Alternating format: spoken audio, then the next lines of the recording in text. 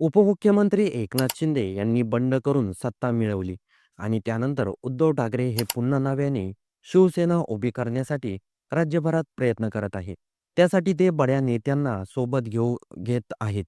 जिल्हा गणिक संघटना नव्याने उभारत आहेत. पण या प्रयत्नांच्या दरम्यान आता एक मोठी चर्चा जोर धरते आणि ती म्हणजे शिवसेनेत पुन्हा एकदा बंड होणार का? या चर्चांच्या केंद्रस्थानी आहेत कोकणातील बड्या नेत्यांपैकी एक आमदार भास्कर जाधव.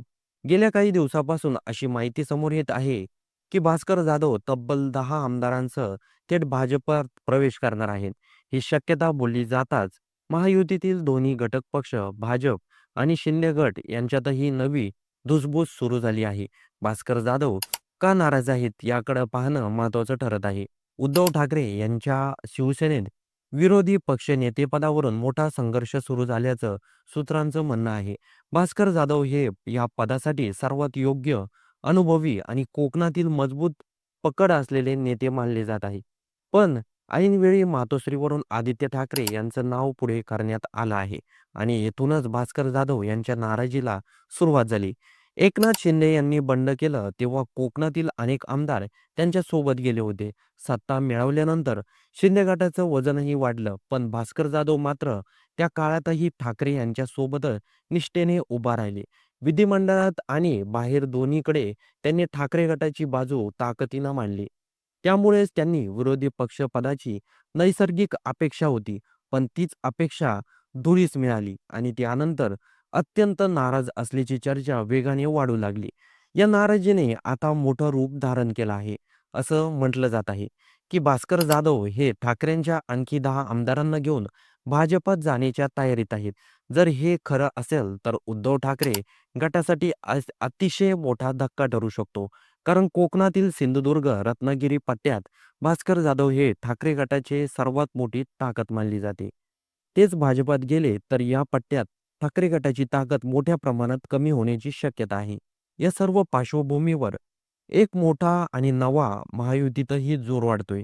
ठाकरेंच्या गटातून येणाऱ्या आमदारांना थेट भाजपात घेऊ नका, असं शिंदे गटाचं मत असल्याची चर्चा आहे.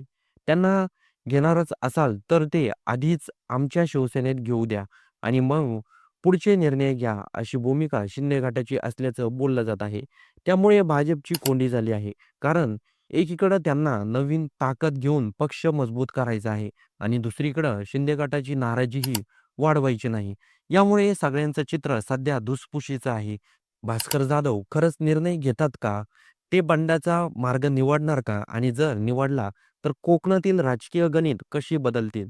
शिवसेनेत जेव्हा एखादा नेता आक्रमक होतो, तेव्हा तो मातोश्रीकडून डावलला जातो का? असा प्रश्नही पुन्हा एकदा समोर उभा राहतोय. शिंदे यांच्या बंडातून मातोश्रीनं खरंच धडा घेतला आहे का? हे देखील लोक विचारू लागले आहेत. नागपूरमध्ये हिवाळी अधिवेशन सुरू आहे, पण अधिवेशनाला विरोधी पक्षनेता नाहीये. त्यामुळे विरोधक सरकारवर टीका करत आहेत. तर दुसरीकडे जर विरोधी पक्षनेतेपदी आदित्य ठाकरे यांना देण्यात आलं, तर नक्कीच भास्कर जाधव हे नाराज होतील आणि ठाकरेंना भास्कर जाधव यांची नाराजी परवडणारी नाहीये.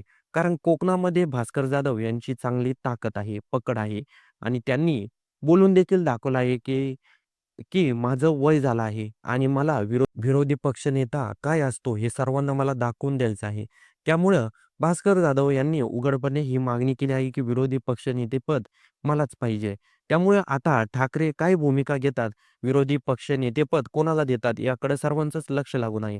त्याचबरोबर या संपूर्ण घटनाक्रमाबद्दल आपलं काही मत असेल तर ते कमेंट बॉक्समध्ये नक्की नोंदवा आणि व्हिडिओ आवडला असेल तर सर्वात आधी चॅनलला सबस्क्राईब नक्की करून जा.